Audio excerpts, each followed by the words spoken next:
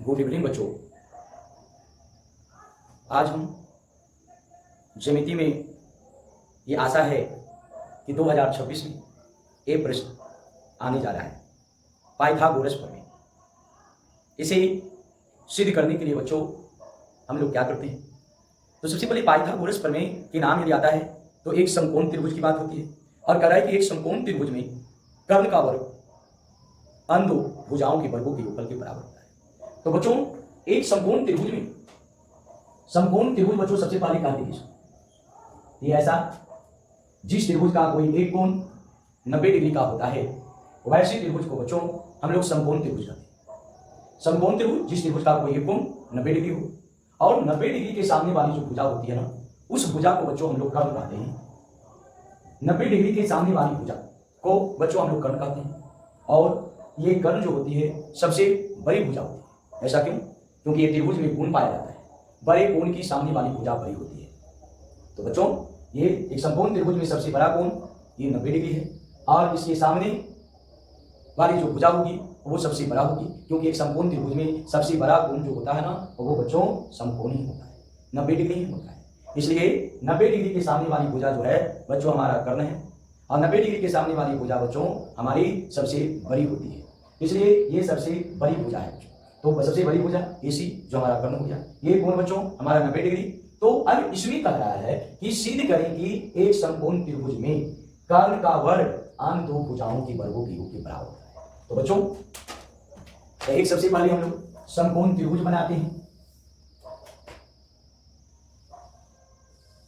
जो फिगर बच्चों बनाएंगे हम लोग पेंसिल से बनाएंगे, पेन का इस्तेमाल नहीं करना है। ये कोण 90 डिग्री का एक समकोण त्रिभुज हो गया। तो बच्चों दिया हुआ है उसको पहले हम लोग लिखते हैं। दिया है माना कि ABC एक समकोण त्रिभुज जिसमें कोण ABC बराबर 90 डिग्री। तो जब ये कोण 90 डिग्री का हो गया तो इसके सामने वाली भुजा बच्चों कर्ण हो गया। तब कह रहा है सिद्ध करने में, सिद्ध करना है बच्चों इसमें कर्ण का जो वर्ग है ना सिद्ध करना है। सिद्ध करना है बच्चों कर्ण का जो हमारा वर्ग है यानी 90 डिग्री के सामने वाली जो भुजा है वह भुजा बच्चों हमारा कर्ण है। तो कर्ण का जो वर्ग होगा ना यानी AC स्क्वायर बराबर AB square plus BC square. AC square बराबर जो हमारा आएगा ना ये AB square plus BC square, यानी कर्ण का जो वर्ग होगा यह हमारा अन्य दो छोटी भुजाओं के वर्गों के योग के बराबर होता है। इस चीज को बच्चों सिद्ध करने में आता है। तो एक चीज रूल है, एक नियम है कि जब एक AC अब चलेगी कैसे, तो इसे चलने के लिए, इसे बनाने के लिए इसे बनाया जाता है क्या चीज? इसे बनाया जाता है समरूप त्रिभुज। समरूप कर और समरूप करने के लिए हमारा एक ही जैसा दो आकृति चाहिए।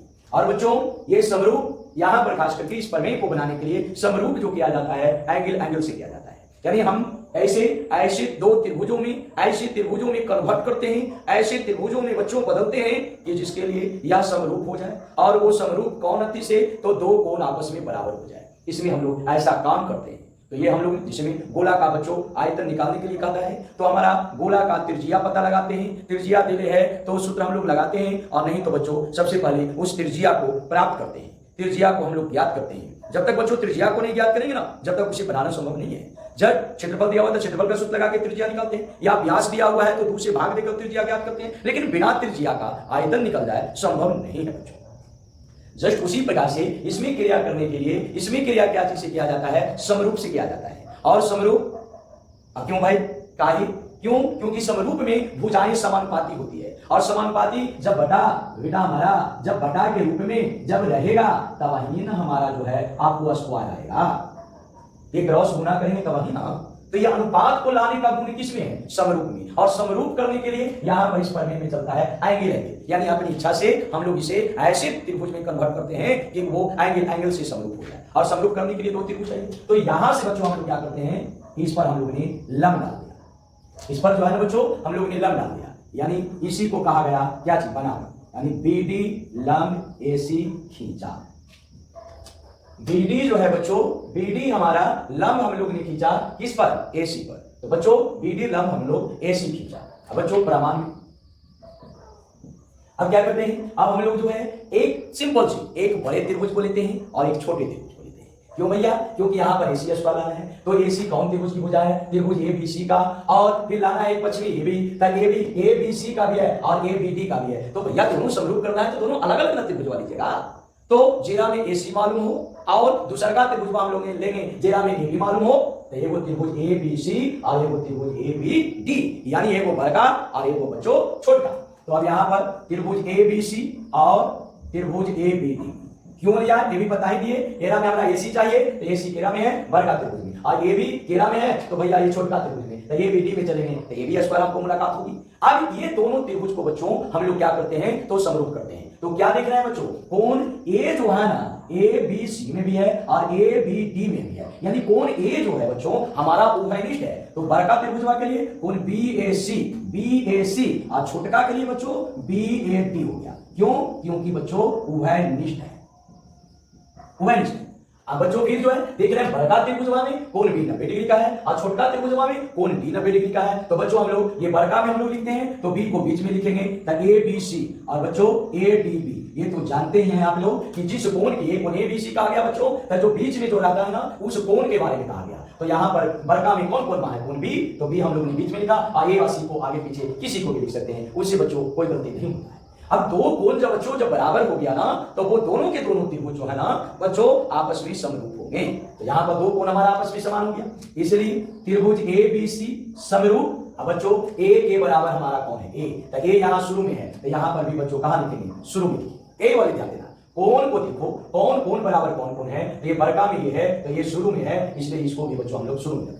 अब यहाँ पर B बराबर बच्चों D है तो B यहाँ पर कहाँ है? बीच में, और इसलिए D को बच्चों हम लोग कहाँ रखेंगे? बीच में। A ध्यान देना, इसी से देख के लिखा जाता है, फिर एक फिगर को देखने की कोई जरूरत नहीं है। अब A और D यानी B बीच में, B यहाँ पर है बच्चों तो B के बराबर D है तो B हमारा बीच में, इसलिए D भी बच्चों हमारा बीच में आ गया। तो A और ABD में A और D बच्चों लिखा गया तो बाकी बचा हमारा क्या चीज? B।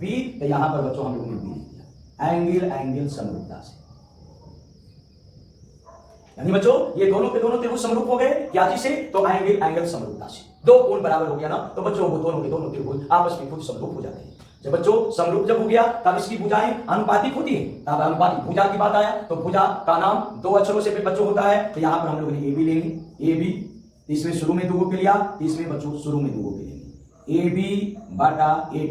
फिर बच्चों लास्ट में दो के लिया तो इसमें से भी लास्ट में से दो के लेंगे BC बटा DB, यानी शुरू में दो के लिया बच्चों तो इसमें से भी शुरू में दो के लिया, इसमें अंतिम में दो के लिया बच्चों तो इसमें भी अंतिम में दो के लिया, एक इसमें शुरू और अंतिम वाला को लिया तो इसमें भी शुरू और अंतिम वाला को लेंगे बच्चों।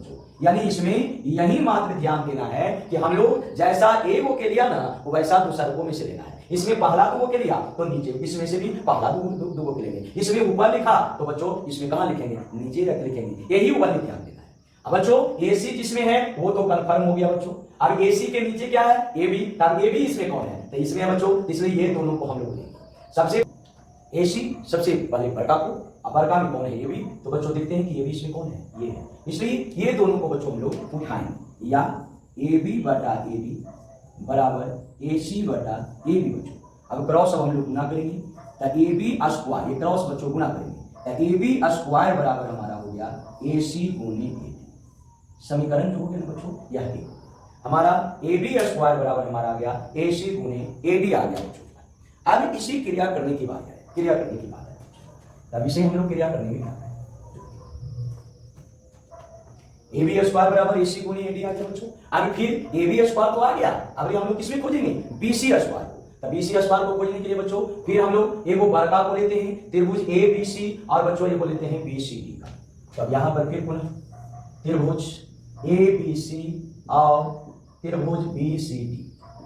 तो बच्चों त्रिभुज ABC और त्रिभुज BCD में चलते हैं बच्चों। तब इसमें हमारा कौन सी फिर दोनों में उभयनिष्ठ है, तो कौन सी बड़का में ले लिया कौन ACB बराबर बच्चों कौन BCD। क्यों? क्योंकि उभयनिष्ठ है, उभयनिष्ठ है। फिर बच्चों कौन B बराबर हमारा कौन B, तो कौन ABC बराबर कौन BDC बराबर बच्चों के लिए 90 डिग्री। तो अब यहां पर बच्चों देखा हम लोगों ने कि हमारा दो कोण जो है ना ये दो कोण बच्चों आपस में समान हो गया, आपस में बराबर हो गया, तो इसलिए त्रिभुज ABC समरूप। अब यहां पर C के बराबर बच्चों कौन है? C, तो C कहां है? लास्ट में, तो इसलिए बच्चों C को हम लोगों ने लास्ट में रख दिया।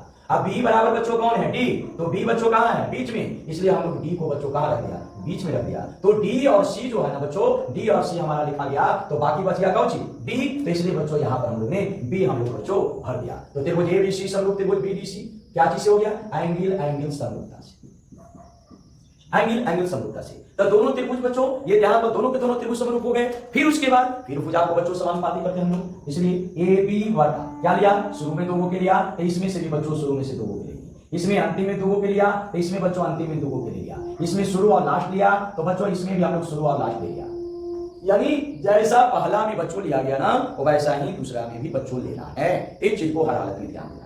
में ए बी बटा बी डी बराबर बीसी बटा डीसी बराबर एसी बटा बच्चों क्या हो गया बीसी। अब इसमें क्या करना है, अब देखना है कि एसी में एसी वाला को उठा लिया, अब एसी के नीचे क्या है बच्चों बीसी, तो इसमें से किसको उठाएंगे, हम लोग बीसी को उठाएंगे, क्योंकि हमें बीसी स्क्वायर चाहिए। अब यहाँ बीसी बटा बीसी बराबर एसी बटा बीसी, क्रॉस बच्चों गुना करेंगे, बीसी स्क्वायर बराबर एसी गुने बीसी। बच्चों समीकरण क्या होगा, तो अब यहाँ पर ये जो समीकरण एक आया ना, ये समीकरण ए और ये समीकरण 2, अब ये दोनों समीकरण को बच्चों हम लोग आपस में क्या कर देते हैं, जोड़ देते हैं। ये समीकरण एक और समीकरण 2, ये समीकरण एक और समीकरण 2, ये दोनों को बच्चों जो है ना हम लोग आपस में जोड़ देते हैं।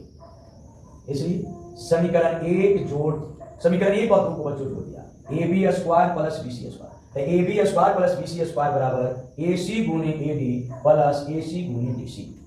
यानी समीकरण 1 और समीकरण 2 को जो है ना बच्चों, ये समीकरण 1 और 2 को बच्चों हम लोग ने आपस में जोड़ दिया, क्योंकि यहाँ पर प्लस का चिन्ह है। अगर माइनस का चिन्ह रहता बच्चों तो हम लोग घटा देते, यानी जो है वैसा काम करते हैं बच्चों। तो यहाँ पर देखा गया A B square plus B C square, अब ए सी दोनों में है तो ए सी बच्चों कॉमन ले लिया, तो A D plus B C. तो देखा गया एक साइड तो बच्चों मिल ही गया है, एक साइड केवल नहीं मिला है, तो क्या है A B square plus B C square बराबर ए सी गुना, अब वो भी हमारा ए सी चाहिए, तब देखा गया ए डी और डी सी, एडी और डीसी को यदि जोड़ दिया गया तो बच्चों हमारा क्या हो जाएगा, एसी हो जाएगा। तो एडी और डीसी को जोड़ देने पर बच्चों एसी हो जाता है, तो यहाँ पर वैल्यू हमारा एसी आ जाएगा। तो बच्चों A B square plus B C square बराबर हमारा क्या है, एसी स्क्वायर। ये बच्चों जो है ना, ये बच्चों हमारा, तो यही हमारी सिद्ध करने के लिए जा रहा है कि तो चाहे इसी को पलट दीजिए, एसी स्क्वायर बराबर A B square plus B C square. 5 number के प्रश्न बच्चों आते हैं, और अगर हमें आशा है कि ये लगता है कि आ जाएगा जो है, इसलिए प्रमेय में इसको बच्चों हर हालत में आप टारगेट में बनाएं, एक लक्ष्य लें कि ये कम से कम छूटे नहीं। ये भी मैथ के एग्जाम के रूल से प्रमेय भी सबसे बेस्ट माना जाता है बच्चों, क्योंकि इसमें किसी भी प्रकार की कोई गुना भाग, कोई कैलकुलेशन नहीं होती है, क्योंकि कोई गुना भाग नहीं होता है कि हमारा कैलकुलेशन करने में मिस्टेक हो गया है। इसमें किसी भी प्रकार की बच्चों कोई मिस्टेक नहीं है। आपको अगर पता चलेगा तो आपको आधा रास्ता के बाद नहीं रूल है मालूम, गलती यदि होगी नहीं डेटा के बाद आपको काम ही नहीं होगा, काम होगा तो आपको भी नहीं करेगा, सीधे नहीं होगा तो आपको पता चल जाएगा वो हमारा कहीं ना कहीं गलती हो रहा है। लेकिन और अदर में ऐसा अनुभव, ऐसा चीज बच्चों पता नहीं चलता है। तो एग्जाम के रूल से, एग्जाम के नियम से जब बच्चों यदि इसे देखा जाए तो उस स्थिति, उस कंडीशन में बच्चों इसे सबसे बेस्ट माना जाता है, और हमें आशा है कि ये आश्वास आ रहा है। तो इसको बच्चों हर हाल में ध्यान देना। फिर अगर बच्चों हम लोग थेल्स प्रमेय पर विचार करते हैं, पिछला प्रश्न जो था पाइथागोरस प्रमेय था, ये थेल्स प्रमेय है। थेल्स प्रमेय क्या कहता है, किसी त्रिभुज, यदि किसी एक त्रिभुज की भुजा की समानांतर खींची गई रेखा अन्य दो भुजाओं को भिन्न बिंदुओं पर काट दे तो अन्य दो भुजाएं एक ही अनुपात में विभाजित होती है। यानी बच्चों कह रहा है एक त्रिभुज है, एक त्रिभुज बच्चों हम लोगों ने बना दिया एबीसी, किसी एक त्रिभुज की भुजा के समानांतर, इसमें बीसी के समानांतर एक बच्चों रेखा खींच दिया, PQ एक रेखा खींच दिया गया, खींची गई रेखा अन्य दो भुजाओं को जिस बिंदु पर काटा है, AB को B बिंदु पर काटा, AC को Q बिंदु पर काटा, तो ये जिस बिंदु पर काटा ना उसका अनुपात, या अनुपात का लिखने कुछ होता है पट, यानी AP और BP का अनुपात AP बटा PP, AQ बटा QC एक ही अनुपात में विभाजित होता है। यानी दोनों का जो अनुपात होता है ना, तो वो दोनों का अनुपात आपस में बराबर होता है, आपस में समान होता है। इस चीज को बच्चों सिद्ध करने के लिए कहा है। तो इसके लिए सबसे पहले बच्चों हम लोग दिया है, लेकिन मान लिया कि माना कि ABC एक त्रिभुज है जिसमें PQ समानांतर BC है, जो AB तथा AC को क्रमशः P और Q बिंदु पर प्रतिच्छेद करती है। ABC बच्चों यह एक हमारी त्रिभुज है, जिसमें बीसी के समानांतर बच्चों हम लोग ने पी क्यू खींचा। अब ये ए बी और इसी को जिस भी बिंदु पर प्रतिच्छेद किया, जिस भी बिंदु पर काटा, उसका अनुपात जो होता है वो आपस में बराबर होता है। तो बच्चों सिद्ध करने के लिए कहा है, सिद्ध करना है हमारा ए पी बटा पी पी बराबर ए क्यू बटा क्यू सी, क्योंकि जिस बिंदु पर काटा है वो अंतभुजाएं एक ही अनुपात में विभाजित करता है, यानी ए पी बटा पी पी बराबर बच्चों ए क्यू बटा क्यू सी हमारा आता है। अब इसे सिद्ध करने के लिए बच्चों समरूप से नहीं बनाया जाता है, इसको त्रिभुज के क्षेत्रफल से सिद्ध किया जाता है। क्या चीज से सिद्ध किया जाता है? त्रिभुज के क्षेत्रफल से। पाइथागोरस पर में समरूप से, लेकिन ये आपको पर में त्रिभुज के क्षेत्रफल से। अब त्रिभुज का क्षेत्रफल बराबर क्या होता है? 1/2 गुने आधार गुने ऊंचाई, तो आधार तो भुज है, टुकर भी है। अब ऊंचाई क्या है? तो यहां से बच्चों हम लोग ने क्या डाल दिया? लंबा। यहां से इस पर हम लोग ने लंबा डाल दिया बच्चों ओपी, और यहां से भी बच्चों इस पर हम लोग ने लंबा, दोनों पर बच्चों हम लोग ने लंबा दिया। अब इसको क्या किया गया? और ये बीक्यू को बच्चों और ये पीसी को बच्चों दोनों को हम लोग ने क्या कर दिया? मिला।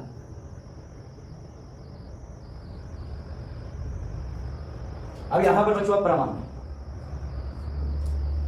अब यहां पर जो हमारी जो बच्चों है, अभी यहां पर हमारी जो प्रमाण में, अब यहां पर हम लोग क्या करते हैं कि अभी यहां पर जो बच्चों हमारी जो वैल्यू है, इसमें अब हम लोग करते क्या है?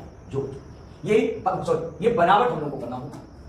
बनावट क्या भाई? ओपी लंब एसी, एसी भी कर सकते हैं, ए क्यू भी कर सकते हैं, वाक्य में ओपी लंब एसी और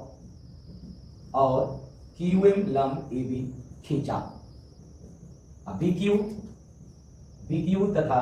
बीक्यू तथा पीसी को मिलाएं। प्रमाण।